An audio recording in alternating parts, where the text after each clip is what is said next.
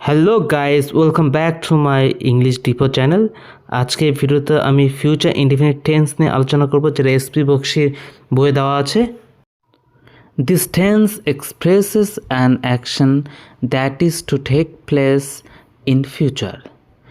এই টেন্সটি ব্যবহৃত হয় সেই সব ধরনের অ্যাকশন বা কর্মকে প্রকাশ করতে যে কর্মটি ভবিষ্যতে সংঘটিত হবে।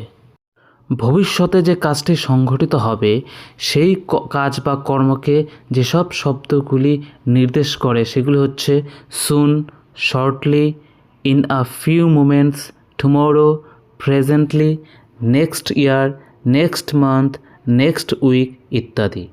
উদাহরণ হিসেবে দেখি, 1 number, they will come here shortly. তারা শীঘ্রই আসবে।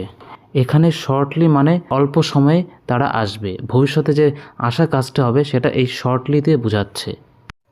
2, Ritu will take examination next month. Ritu আগামী মাসে অর্থাৎ পরের মাসে পরীক্ষা দেবে। এখানে পরের মাস বলতে যে মাস এখনও আসেনি, এই মাসের পরেই পরের মাস, নেক্সট মান্থ, যেটা দিয়ে কিন্তু ভবিষ্যৎকেই ইন্ডিকেট করছে। ওকে, তো নোট দেখি, নোটে কি আছে। Presently means 1 number soon, 2 number at present. Presently মানে দুটো, একটা মানে হচ্ছে শীঘ্রই, মানে এখনও হয়নি, বর্তমান নয়, সেটা শীঘ্রই আসছে। 2, অ্যাট প্রেজেন্ট মানে নাও, মানে বর্তমানে। B, it should be noted that there are several ways to express future action in English as given below. এটা উল্লেখ করা উচিত যে ইংরেজিতে ভবিষ্যৎ ক্রিয়া বোঝাতে বিভিন্ন উপায় রয়েছে, যা নিচে দেওয়া হয়েছে। A, future action is expressed in the present continuous tense. Present continuous tense দিয়েও ভবিষ্যতের ক্রিয়া প্রকাশ করা হয়। But it is more definite action than the action expressed in the future indefinite. Future indefinite অর্থাৎ সাধারণ ভবিষ্যৎকাল দিয়ে যে ভবিষ্যৎ কর্ম বা ক্রিয়া বোঝায় তার থেকেও প্রেজেন্ট কন্টিনিউয়াস টেন্স দ্বারা যে ভবিষ্যৎ কর্ম বোঝায় সেটা আরও নির্দিষ্ট বা নিশ্চিত ভবিষ্যৎ ক্রিয়া বা কর্ম। তো বইয়ে দেওয়া দুটো উদাহরণ দেখি আমরা। 1, দে আর কামিং টুমোরো। তারা আগামীকাল আসছে। এটা কিন্তু নিশ্চিত যে তারা আগামীকাল আসছে, তাই এটাকে আমরা প্রেজেন্ট কন্টিনিউয়াস টেন্স দিয়ে লিখেছি। এটাকে যদি আমরা পাস্ট ইনডিফিনিট টেন্স দিয়ে লিখতাম, দে উইল কাম টুমোরো, তাহলে এটা প্রেজেন্ট কন্টিনিউয়াসের মতো অতটা নিশ্চিত হতো না, মানে সার্টেন হতো না। 2, শি ইজ ম্যারিং সুন।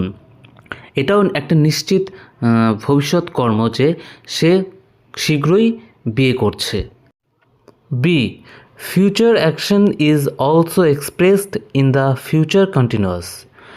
ভবিষ্যতে ক্রিয়া বা কর্ম ফিউচার কন্টিনিউয়াস দিয়েও প্রকাশ করা হয়। উদাহরণ হিসেবে দেখি, 1, সুশান্ত উইল বি অ্যারাইভিং সুন। সুশান্ত শীঘ্রই পৌঁছাবে, অর্থাৎ he will arrive. 2, I shall be going tomorrow. আমি আগামীকাল যাব, যেটাকে আমরা ফিউচার ইনডিফিনিট টেন্স দিয়ে প্রকাশ করতে পারি যে আই শ্যাল গো টুমোরো, এরকম। C, future action is also expressed in the present indefinite tense. Present indefinite tense দিয়েও ভবিষ্যৎ ক্রিয়া বা কর্ম বোঝানো হয়। ফর এক্সাম্পল, উদাহরণ হিসেবে দেখি, 1, she arrives from the USA next month. সে ইউএসএ থেকে আগামী মাসে পৌঁছাবে। 2, the prime minister leaves for Lucknow tomorrow. Prime minister আগামীকাল লখনৌর জন্য রওনা হবে। তো এখানে কিন্তু প্রেজেন্ট ইনডিফিনিটে ফিউচার অ্যাকশন বোঝাচ্ছে। এখন আমরা দেখি নোট এ কী লেখা আছে। শ্যাল সাধারণত ব্যবহৃত হয় প্রোনাউনের ফার্স্ট পারসন আই এবং উই এর সঙ্গে। তারপর উইল ব্যবহৃত হয় প্রোনাউনের সেকেন্ড পারসন এবং থার্ড পারসনের সঙ্গে। Besides there are following uses of shall and will. এছাড়া শ্যাল এবং উইলের নিম্নলিখিত আরও ব্যবহার আছে। 1, ইউ শ্যাল নট মুভ। তুমি নড়বে না, তাহলে এটা অর্ডার করা হচ্ছে, আদেশ দেওয়া হচ্ছে। 2, দে শ্যাল বি রিওয়ার্ডেড। তারা পুরস্কৃত হবে, তাহলে এটা প্রমিস মানে প্রতিজ্ঞা কিংবা অ্যাসুরেন্স দেওয়া হচ্ছে।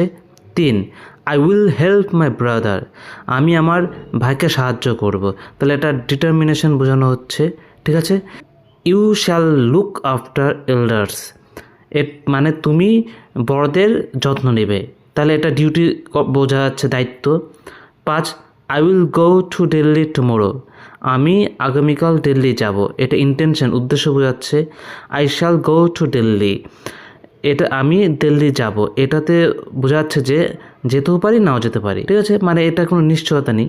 7, আই শ্যাল বি ড্রাউন্ড, মানে আমি ডুবে যেতেও পারি নাও যেতে পারি, মানে আমি হয়তো ডুবে যাব, এরকম একটা ব্যাপার বোঝাচ্ছে। 8, আই উইল বি ড্রাউন্ড, এটা বোঝাচ্ছে যে আমি ডুবে যাবই, ঠিক আছে। সাধারণত ফার্স্ট পার্সনের পরে শ্যাল ইউজ হয়, কিন্তু এখানে 8 নম্বরে আই অর্থাৎ ফার্স্ট পার্সনের পরে কিন্তু উইল হয়েছে, তো তাই এখানে জোর দিয়ে বোঝাচ্ছে। এখন আমরা এক্সারসাইজ করে দেখি। 1, আই উইল মিট অথবা I am meeting my friend tomorrow. 2, you will join অথবা you are joining college next year. 3, he will come অথবা he will be coming shortly. 4, I am sure he will come অথবা he is coming in time for the class. 5, you will speak অথবা you will be speaking English after another 2 months of hard work. আজকের video এই পর্যন্তই, তোমরা সবাই ভালো থেকো।